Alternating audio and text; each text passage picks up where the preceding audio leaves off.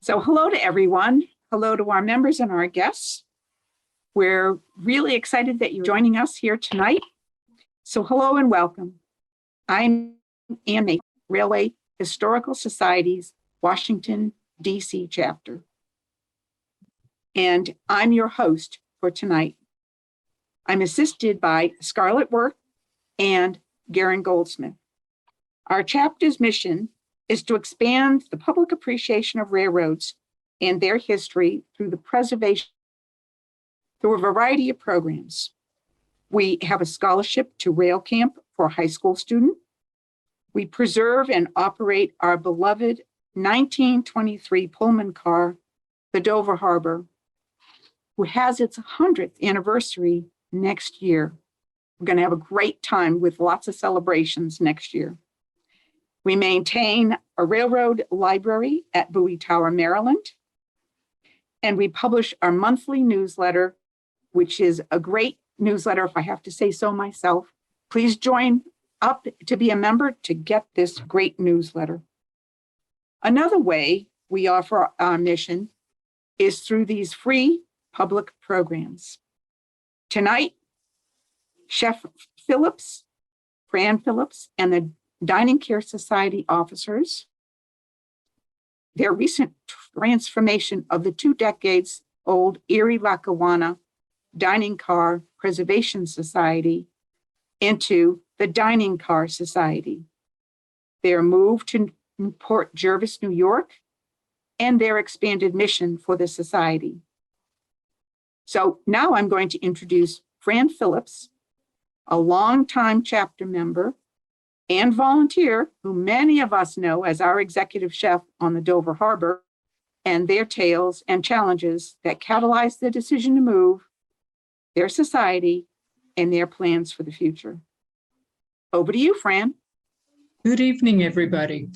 And yes, I've got dual citizenship in that I am a member of both GCNRHS and the Dining Car Society.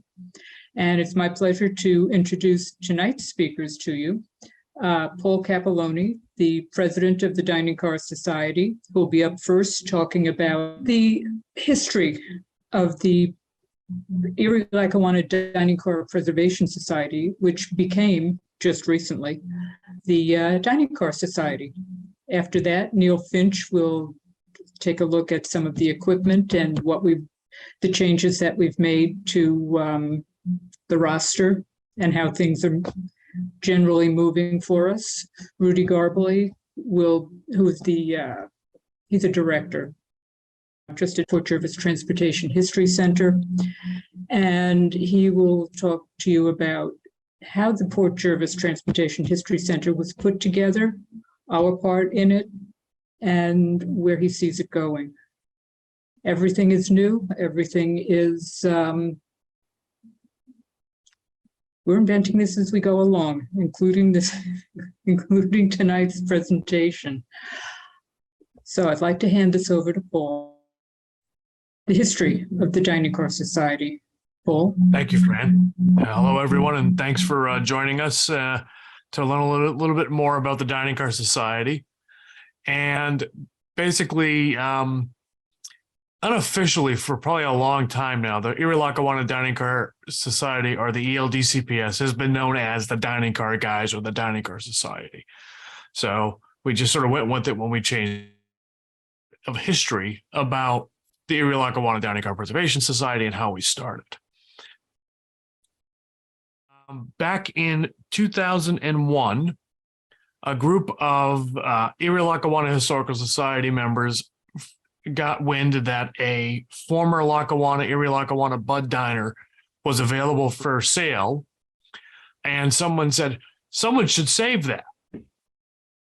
They banded together and formed what was then called the Erie Lackawanna 770 Dining Car Society or something like that. They then changed the name to Erie Lackawanna Dining Car Preservation Society. But during the process of getting the 501c3 paperwork back, the car that they were going to get, which was XEL Diner 770, one of the 2 Bud diners built for Ecuadorian Express, This is what the two Bud Diners look like. This is Bud Diners 469, but 741 was the car that we wanted to get. But because of that sale, we ended up purchasing Diner 741, which is the 926-seat diner and 10-seat lounge from the Everett Railroad. At the time, it was sold to them after being used by Conrail in maintenance away service. And this was the first car that the society acquired, and what we ran with the first years. Shortly after that, after about 2 years of being in existence, the Chicago Northwestern Railroad was divesting their sleeper, which was a nickel plate 10-6 sleeper, City of Lima, and they were looking for a home for it, and they chose us to donate it to, and we accepted that. At that time, we sort of changed our mission from preserving the dining car experience on the Erie Lackawanna to recreating the lake cities in a fashion, basically acquiring a sleeper, a diner, a coach, and possibly a lounge car. Shortly after that, in 2004, American Orient Express decided that they didn't want the Diner 770. So we acquired that from them in 2004. At that point, we now had a Lackawanna specimen and an Erie specimen on the roster. We continued to do work on both. We restored City of Lima. Here's City of Lima restored. This is City of Lima, and we restored it back into its nickel plate livery, minus the stainless steel fluting on the sides, because this is a carbon steel car that causes problems. Anyway, that was removed early on in its life. We had that car up until about 2010, when a couple of other cars became available. We found out that Bud Diner 469 was still available. It was still around, and that became available for sale in 2010, 2011. And that was acquired and donated to us from a benefactor. So by 2010, we wound up with both of the Lackawanna Bud Diners and plus a nickel plate sleeper, and we had one generator amongst all of them. The other thing that was that we had going on for this, though, is that every car was already set up with head-end power, except for 741. So we decided in 2016 that we needed a head-end power car, and that's when this shorty baggage car showed up. This is an ex-Army kitchen car. And we numbered this one number up from the Lackawanna's last wooden milk car order, because it was roughly about that size. And this has a 350 kW generator in it so that we can run the cars that we had. Also in 2010, we acquired 2 Comet coaches via donation from NJ Transit, and those cars needed head-end power as well. So it made sense at the time. Then in 2017, we ended up with 3 Ringling Brothers Circus cars, 2 dormitory cars, which this is, and there's the other dormitory car. And where's the horse car? But basically, we also have a 6-axle former horse car that was used. And the whole idea with the circus cars is we were going to use those for parts. We were going to take the head end power out, take the transformer packs, and use those for the other cars that could better use them, which we still have yet to do. This all was to be stored in Scranton, and actually that's sort of what happened at the end. Originally, when our first cars that we got back in the early days, up until about 2010, were stored at facilities in Kansas City where they were being worked on. We gradually started bringing those to Scranton, and we quickly ran out of room. So one of the things about Scranton is it's neat that it was a central rail hub where several railroads all connected and interchanged with each other. But by the mid 2000s, most of the sidings were gone, and there was basically no room to put us. So At the end of 2019, we had cars scattered in 3 different locations across the Lackawanna Valley. And then COVID hit. And that's when things stopped. We did our last events. Prior to that, we did about a half a dozen excursions over the years using our cars on the Delaware Lackawanna. But once COVID, and we did several dinners, stationary dinners on what we call Dinner on the Diners events. But once COVID hit, everything stopped. All, extra fundraising other than membership dues stopped coming in. And we knew we had to do something. So at that point, I think that's where I transitioned over to Neil. And Paul, that transition was smooth as glass. And really when COVID hit, that was when a lot of the challenges that we had been facing throughout the history of the organization really came to light. One of the biggest ones being that an organization based in Steamtown, not in Steamtown, in Scranton, you have the 500-pound gorilla of Steamtown in the room. So very often we were confused with Steamtown. So even our excursion operations, oh, you're Steamtown. No, we were not.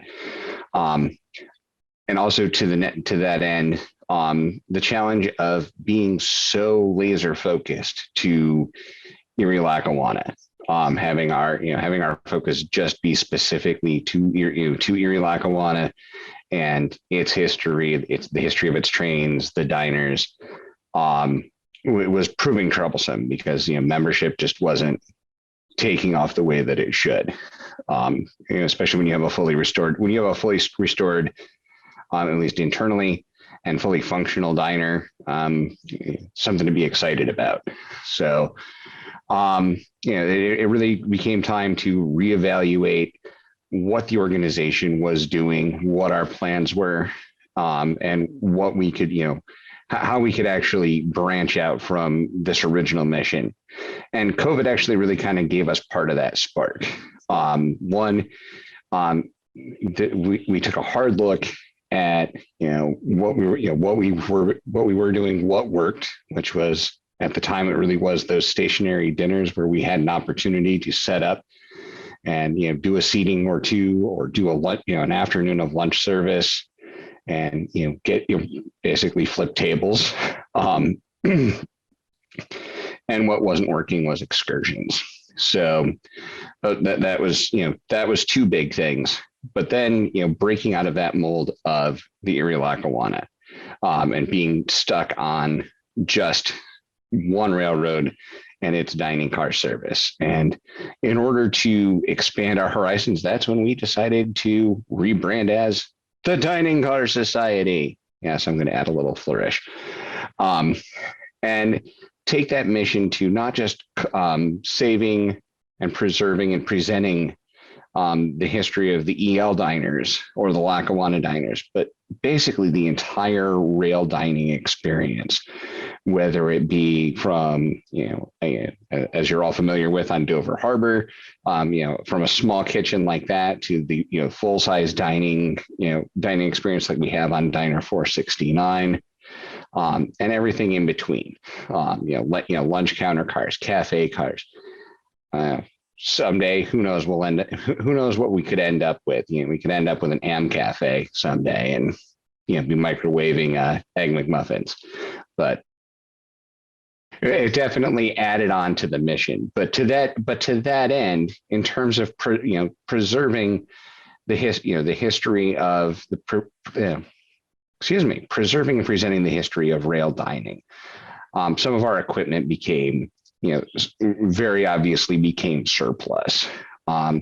Since we wouldn't be doing, we weren't going to be taking excursions and attempting to make our, increase our budget and fund our restorations that way.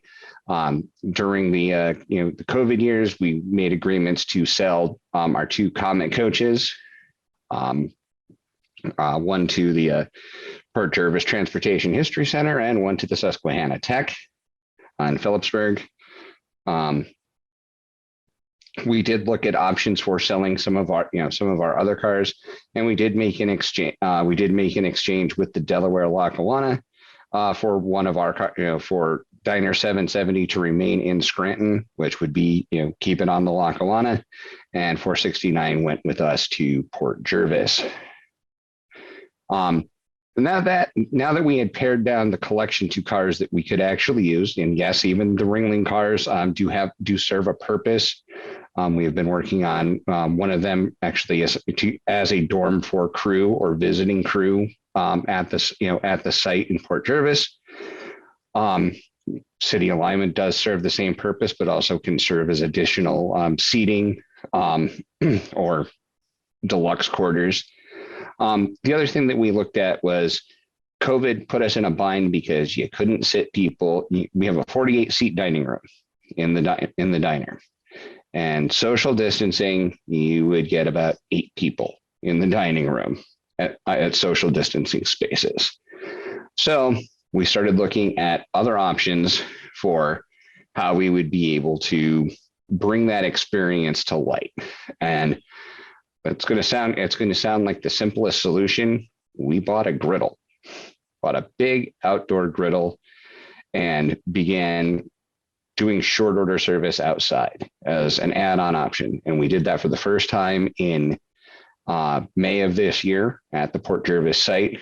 We did a couple of other small events, one at the 4th of July and one and for the first time, the Dining Car Society went mobile. And we went a state away, and we went up to Albany, New York, to the Delaware and Hudson headquarters building, where we did set up and do our, as I like to call it, beyond the bud service, where we set up and we did a barbecue dinner at the unveiling of the Delaware and Hudson book, which we'll give Rudy props for that as well. But it definitely has been a challenge, and and the opportunity is there. So now that we have the ability to use the dining room and the diner fully functional, we can also cook outside, keep social distancing if need be, if another pandemic comes along. But also we've added on the capability of doing a few other small things when we have events. We did do popcorn at our 4th of July event because there were fireworks, which made Fran very, very happy and excited. We also do have access to some additional, carnival concession type equipment. I have access to a cotton candy machine and a snow cone machine. I would probably not recommend the cotton candy because it'll get everywhere, but it has given us a lot of opportunity to build our menu and, build what we can do to, not just be the audience of rail dining, but also a food experience as well. So we're kind of taking two parallel paths as the food experience and the rail dining experience. And we're getting to do all of that in a great new site where I would actually hand this over to Rudy to talk about Port Jervis and moving there and what the future holds. Thanks, Neil. Yeah, so there's a couple quick slides here just talking about some of the stuff that Neil just talked about in terms of, how the diner operates.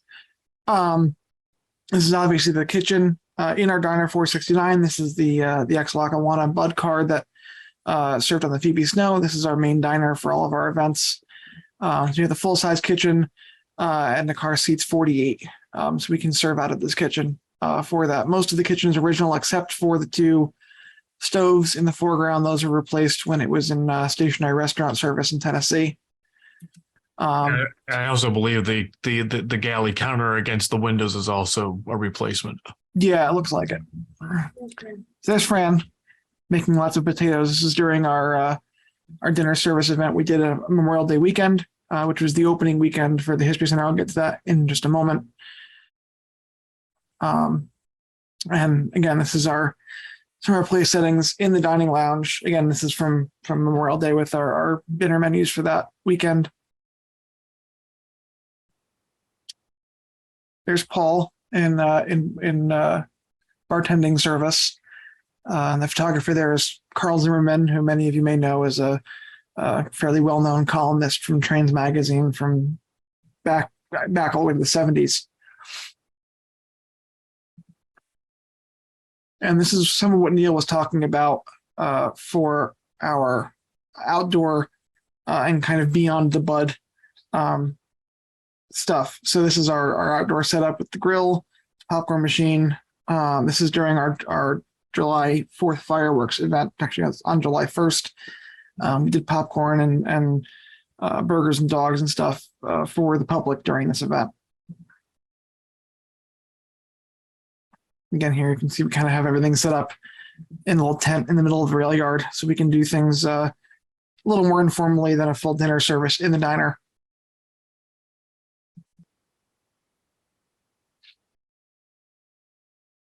This was, I believe, during the same event. So it's Paul there on the left and Neil on the right. Again, this is definitely July 1st at the popcorn machine. So. And then, yeah, this is the fireworks. That's the bridge of the turntable in Port Jervis there, and the fireworks over the turntable.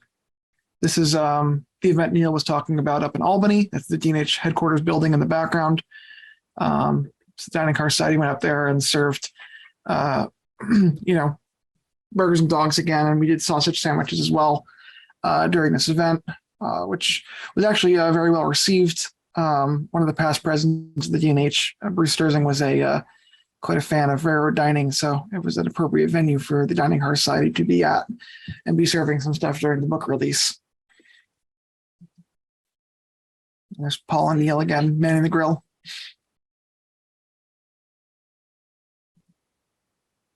And that brings us to the History Center. So I've been involved in the History Center from its very conception. In December of 2019, Operation Toy Train, which is another nonprofit organization, ran their annual Toys for Tots collection train.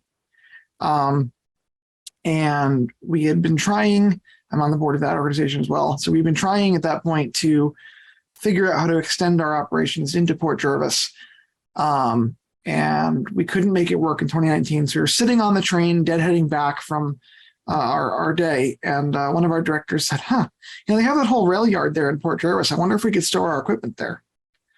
So this is the end of December of 2019. So in February of 2020, we reached out to the city, and because the city owns the property, and said, what's the deal with the property? Is it something you want to talk about?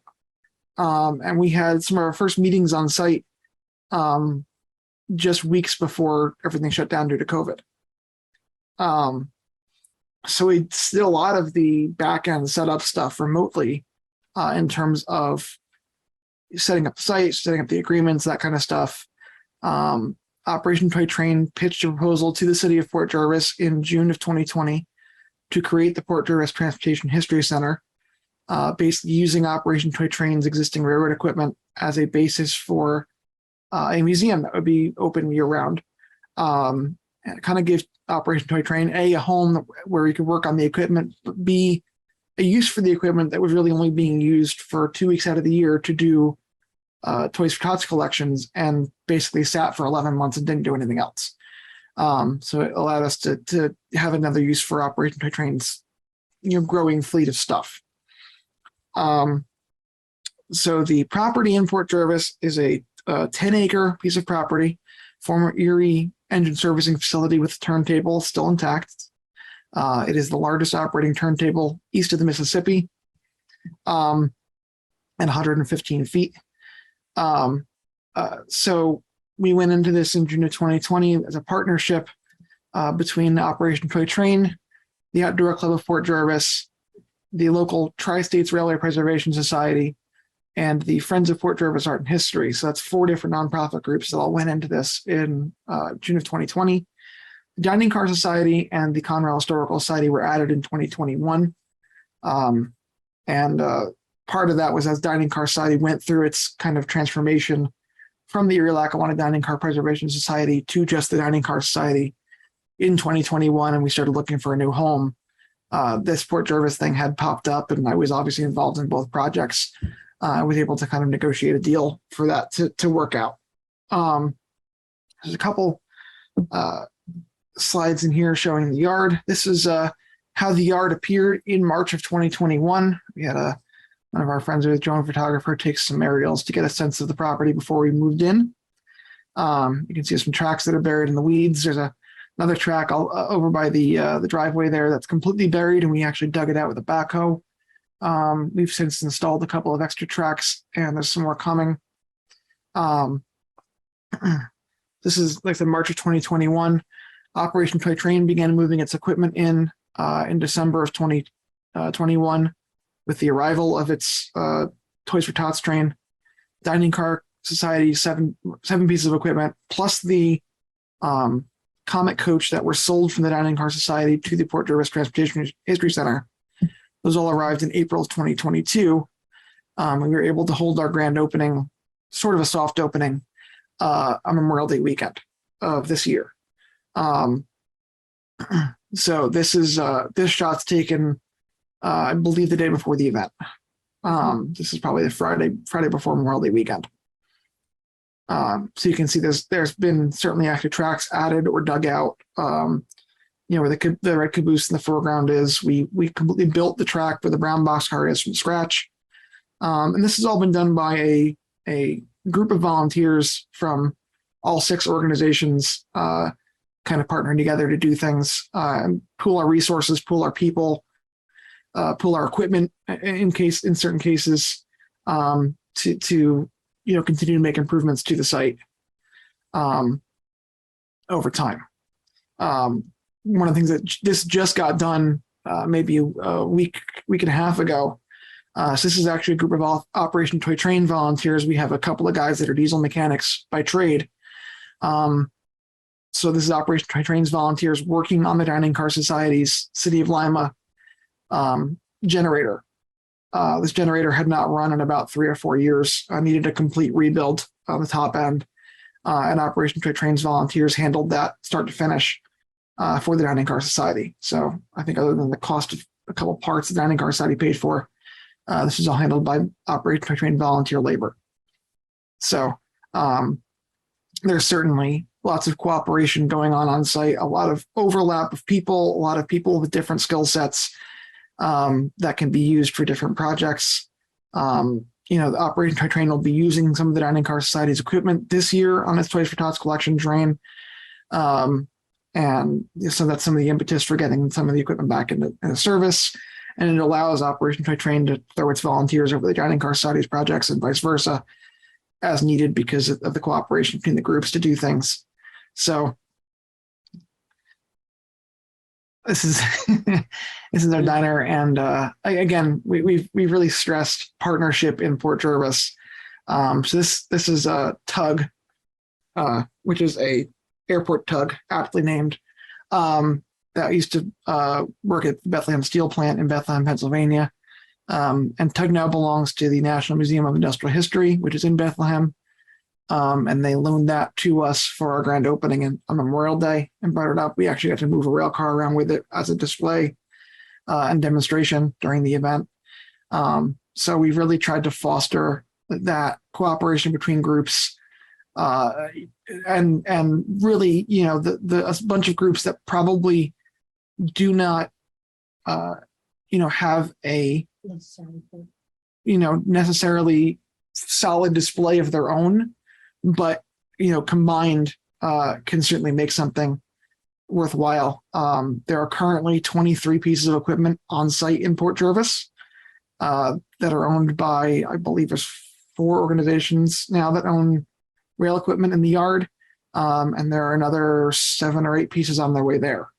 So each of those individual collections would not necessarily be enough to be an attraction for people, but all of them combined make a pretty solid museum to come visit and spend a day at. We invite anybody who wants to get involved, whether it's mechanically or as a in food service, or any of the other projects that we work on. I mean, we have a membership newsletter. where we do lots of explorations of historic railroad recipes, and sometimes we cook them and do whole articles on the process of cooking a railroad recipe and that kind of thing. We have a pretty large archival collection of railroad recipes that are available to us. So if that's something that you're interested in, our memberships start at $30 a year. So we encourage anyone that wants to join to visit our website and join the society. Or if you want to come up and volunteer, most of our activity now is in Port Jervis, New York, but we do occasionally get out on the road for things like we said in the event in Albany, or the Toys for Tots train or something like that. And obviously, like every other society in the world, we run at the speed of money. So donations are encouraged and graciously accepted. So I don't know if Fran, if you have anything you want to jump in here at the end with in terms of our presentation. Otherwise, the yard deer is waiting for you. We do have a yard deer in Port Jervis. He's a little derpy and very friendly, and he will walk up to you and want his head scratched. So that's also a benefit to volunteering for us, as you can meet him. And I think that's it in terms of our opening spiel. And I think the GCNRHS people will have some questions for us. And Yes. I think Anne wants to shuttle them on to us. So let's see, they want to know the logistics of the move to Port Jervis. It sounds daunting. And yes, it was. It took quite a few different groups to supply the money and to supply the manpower and figure it out. And a lot of it fell into Rudy's lap. So you want me to talk about that a little bit? And I think Rudy is the one who could give you the best answer, the most succinct. And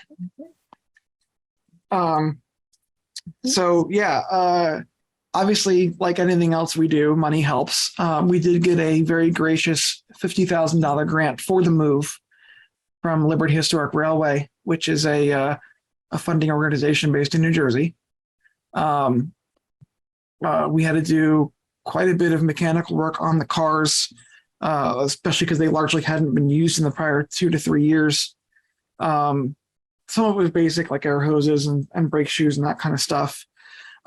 We did have to do 2 FRA waivers for the 741, which has a UC brake system that we intend to replace. So we got to do an FRA waiver to do a one-time move with that.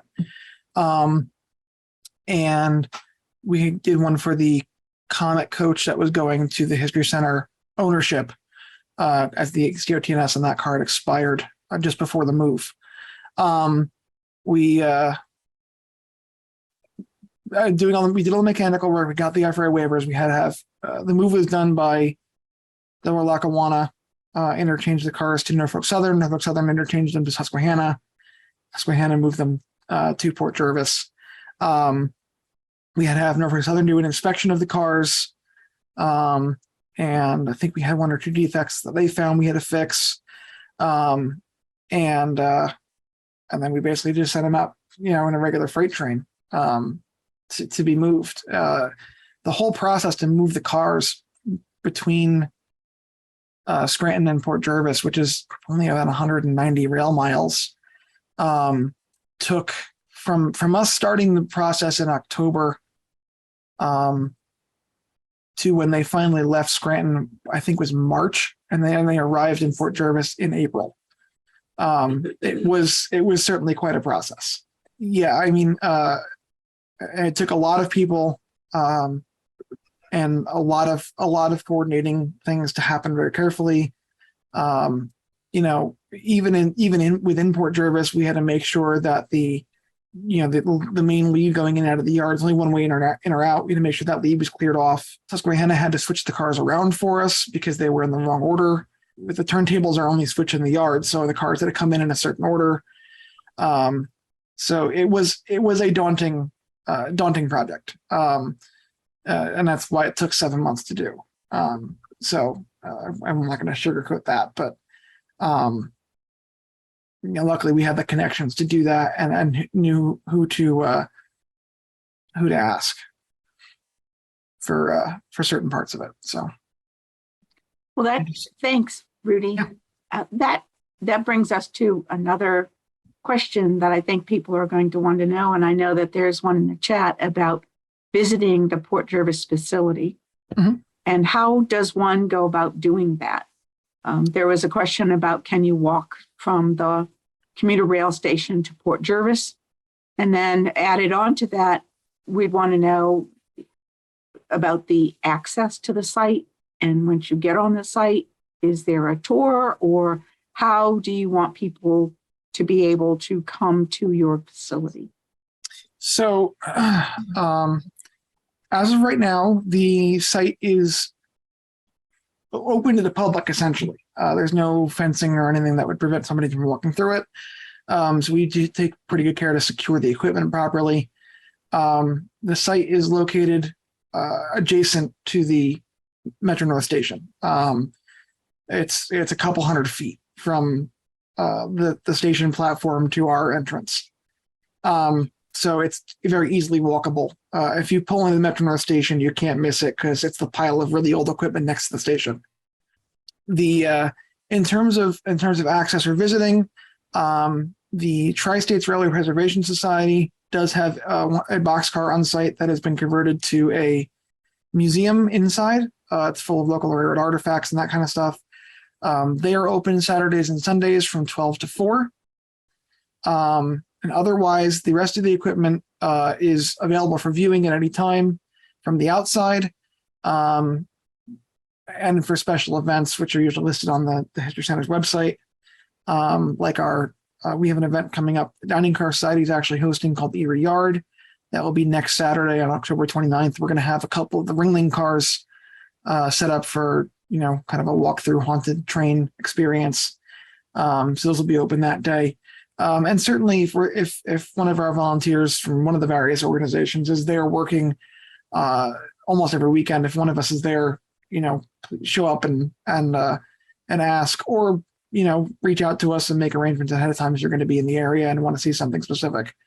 We're hoping that by the spring of 2023, we'll have a little more regular of a schedule in terms of opening hours and, a staff schedule to be able to open more of the equipment up and stuff like that for viewing on a regular basis. So 2022 has really been our kind of get our feet on the ground year and get things presentable to be displayed. And then we can go forward from there next year. So when we think about all the organizations that you're coordinating, and I don't know exactly who this question should be directed to, how do you schedule volunteers to work on any particular activity? I mean, is there a job board, or how do you go about putting these volunteers together? Right now we do it via emails, and either we'll email our own group, the dining car group, or lately we've just been sending it out to the yard group, which encompasses a lot of the Operation Toy Train people as well. So we'll put it out to anybody who wants to come out and help and do stuff with us. Great. So you have a list of people that you're sending things to. So who should people contact if they're interested? They can contact Fran. They can contact myself. There's an email address, info@diningcarsociety.org. No. That's the domain, diningcarsociety.org, and it's just put INFO at. Yeah, I mean, we've got it set up. There's so much crossover between groups that really, if anyone you reach out to can put you in the right place, or even just facilitate it themselves. If you reach out to Paul, you're not going to get a different answer than if you reach out to me or anybody else on the site. So any of the organizations should be able to point you in the right direction of how to get involved and, really kind of filter people by what they want to get involved in. If somebody wants to get involved in, like cooking, obviously we're going to send to the Dining Car Society. If someone wants to get involved in mechanical stuff, there may be some overlap where they can do stuff for Dining Car Society or Operation Toy Train or Conrail Historical Society or any of the other groups that have equipment on site that, could use certain expertise. So we're all pretty cognizant of what the other groups are doing and need at any given point, and can point people towards, where their help would be most appreciated. So you talked about having a 48 car dining car. When you're now open for, after the COVID period, and we open for dining experiences, will that be at the Port Jervis site, or will you be moving to other sites? How will you offer that experience? So we're going to first start. Well, we started by doing stationary dinners on that Memorial Day weekend, one on Saturday night, one on Sunday night. We'll probably do a few more. And depending on how the railroad crew situation shakes out, because I'm not sure if it affects Dover Harbor, but on the short lines, there's a shortage of engineer and conductor crews to work extra trains. So if we were to move, like, say, to someplace on like the Susquehanna in northern New Jersey, which is an option, which is one of the reasons why we went to Port Jervis, because it opens up a new markets to us. I'm giving a long-winded answer is yes, we would eventually go to different towns in northern New Jersey and upstate New York once the conditions become a little bit more favorable to do that. But at the moment, we're going to probably stay put in the Port Jervis yard. We do have plans to get the exterior painted. We have the funding to do that. It's just that we got to get some other cleanup done on the car and then schedule some time someplace to have it put back into its gray, maroon, and yellow scheme. Okay, great. So we will all be interested in that. So you're moving on freight railroads, right? Yes, we're not Amtrak certified. The cost to do such is prohibitive unless we find somebody with very deep pockets. Well, we in the Dover Harbor know about the costs of getting Amtrak certified. Oh, so in the chat, Rudy, you answered the question about the yard deer name, and the name is Rudy. Yes. Not our. He showed up around Christmas time, so he was Rudolph, and that got shortened to Rudy. Oh, So- great. Are there any Christmas plans for your group? Well, I mean, And yeah, or any holiday plans in the holiday season? there is a major Christmas market that's held in Port Jervis every year. We'll be involved in that. All the cars probably will not be, but we'll have a display table and stuff there for the Dining Car Society. And then the major Christmas event is going to be the Dining Car Society. Four of our cars are going to be involved in Operation Toy Train's Toys for Tots collection train the first 2 weekends in December. So I get them out of the yard and get them out running a little bit. And it's going to be basically our support cars for the volunteers on the train. So we'll have the diner, we'll have the City of Lima sleeper, we'll have our power car, and we'll have our ex-Ringling horse car, which will actually be used to move some of the toys around. So that's our big Great. Christmas plan. Great. Well, how has 2022 compared to 2019 been for you all? Eventful. A lot of I know change. it's been a lot of work and a lot of planning to go from what you had to what you are now. It's a lot of changes. I think we did something very phenomenal, moving the collection in April and turning around by the beginning, was it Memorial Day weekend, doing a 3-day event with outdoor lunch service plus 2 sit-down dinners, all with their hair on fire, almost literally. I think one of us did have our hair on fire. So Who is Yeah. that? we're naming names. No. No, but the difference between 2019 and 2022 is we moved from talk to action, really, and found a way through that and to change everything to what we have now. And again, this is still embryonic. We're still finding our way with all the other groups every weekend. So it's pretty exciting. I think of, and Rudy, you could correct me if this is, if I'm off on this, but I look at this as what Steamtown was at the beginning when it moved to Scranton. Right? They got there. There was a plan, but not quite. And then but unlike that, you don't have. We're not dealing with a county and the city fighting each other. It's the all 4 or 5 groups that we have working together to find what this site's going to be and to make it viable and make it an attraction. That's maybe something I glazed over a little bit in my section on the History Center. It is the site is owned by the city of Port Jervis. It was sold to them by Conrail in 1987. And the city has been super, super supportive of everything we've done there. To the point of their DPW guys have come over and help us put ties in the middle of the night at one point, because we almost dropped a locomotive in the pit. But they've been absolutely on board with this and have thrown the city's support behind anything they can.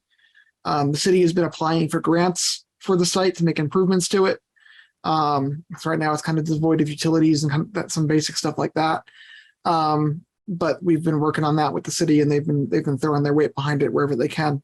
So we definitely got a good home and some really good public support in Port Jervis as well for this. So I think it's not just a couple of nonprofits floundering on a empty site. It's got some backing from the public and from the community. That's super. So back to some rolling stock. You had a piece of equipment that the diesel expert from the toy train people was fixing your diesel. So what is that piece of equipment and how will it be used in the future? Sure. So the car is a City of Lima. That's our 10-6 sleeping car. 10 roomettes, six bedrooms. And it has an onboard generator that generates 240 volts to operate the car. So that car is set up that it could run from head-end power, generator, or the old fashioned wayside power, which used to be 240 stuck in from the side. We had a problem with the generator where it needed to get rebuilt, and we just didn't have a place to do it in Scranton or the time. But we're able to operate the car on head-end power using our larger generator on the power car. What the onboard generator gives us, though, is it gives us the ability to run the car independently when we don't need to run 2 or 3 other cars, and saves on fuel because the 4-cylinder Perkins drinks a lot less fuel than an 8-cylinder 92 V8 Detroit diesel does. Okay.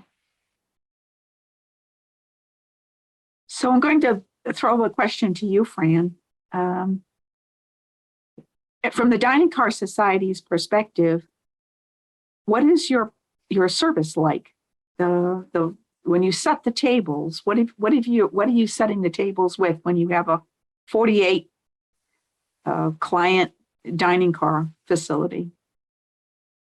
Well, we have an assortment of reproduction china, which we do use, and we also have some plain white so that we can mix in with it, because unfortunately, we have not got a full 48-piece place setting of any of them.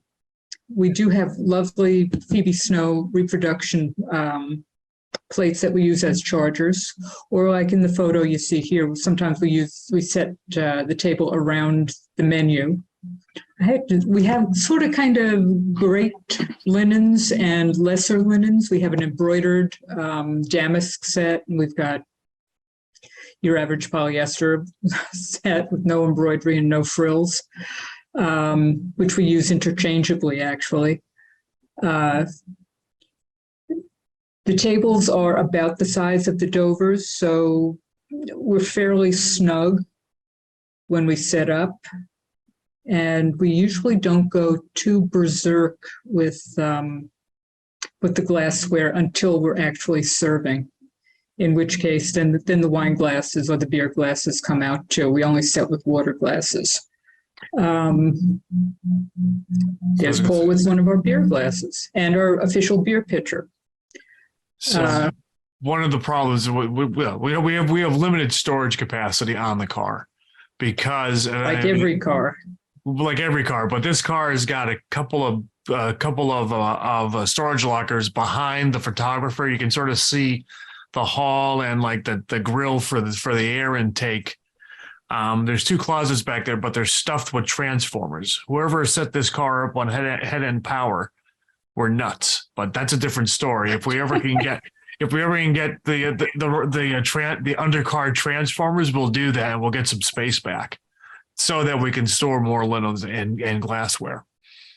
And actually, the car was originally set up as 4 and 2, not 4 and 4. Right. So, they were storing less dinnerware and glassware. We need more because now we've got 4 and 4 seating on both sides of the aisle. It is what it is. Yeah. And the other thing too, back in the day, I don't think you would ever have seen the diner full of 36 or 48 people on a trip. No, like with the Dover, this is banquet seating. This is not the way it would have been used in transit, in its day. We do banquet type service where we're cooking and presenting the same meal or the same group of meals to everybody, as opposed to having people come in, stray in when they get hungry and order a steak or just toast and tea, whatever. It's a completely different, it's the same car, different usage. Mhm. Yes, it's food, but it's not the same. Well, I'm going to throw you guys each a softball question. We're coming up to the holiday season. You've just come through a phenomenal transformation. And as you're thinking about the future, I'd like you to think about one holiday wish that you might share with us as it relates to your operations. So who wants to go first? Who has their top holiday list item that they might want to share with us? Call on me. Fran? I please, Santa, send me crew. Crew. Okay. Send me people. I can have all the dinnerware on the planet. I can have a wonderfully stocked kitchen without people to work it and people to come and eat. What have I got? So people. Great answer. Paul, what about you? Well, I was thinking I would like to get the Bud Diner 469 back into its Lackawanna colors, and just to finish that would finish that project. That includes redoing the windows too. Okay. Neil? Well, I was just gonna. You two have both taken my answers, so I guess I just have to roll right down the chain here and be like, that we get a chance to start the planning and working on Diner 741 next year. The original of the organization. And what does that mean? Getting literally a truckload of gravel out of the inside of it, a new floor, getting quotes for some steel work. But yeah, it looks very nice on the outside. On the inside, it's a tube. It's a blank slate, and it's a blank slate that we probably could, where the original kitchen was, we could actually turn into commissary space and solve some of our storage issues And then get additional seating. and get additional seating. So Great. Oh, and then the last is for you, Rudy. I was going to say people, but Fran took that one. So money, like a money tree would be great. Or like just a helicopter lift of a bag of money into the yard would be fantastic. I said that before. Everything we do moves at the speed of money, and being able to do these projects is subject to whatever we have in our coffers at that point. Obviously the more money we have, the faster that the 741 will get done, or the faster that and that'll get us a second car in service, or the faster that we can get the 469 repainted, or any of these projects is based on, how quickly our funding shows up and, how quickly we can allocate it. So, people and money is what's going to keep this organization moving forward. So. We're at the end of our time, and thank you all for a terrific presentation. We learned a lot about Port Jervis, and we learned a lot about the Dining Car Society, and we look forward to hearing more about you, and some of us may actually get up there and volunteer. So thanks a lot. And just to remind you, we store all of these YouTube events. So if you want to see this presentation again, or one of our earlier presentations, it's available to you 24/7. So just dial in and subscribe to our YouTube channel. And we want to thank you all for attending tonight. And thank you to our panelists, Fran Phillips, Paul Capelloni, Neil Finch, and Garbely. Did I say that right, Rudy? Rudy Garbely. It's very clear. And then, of course, to Rudy the Deer, we hope that you all have a happy holiday season. Thanks, everybody. Thank you. Thank you.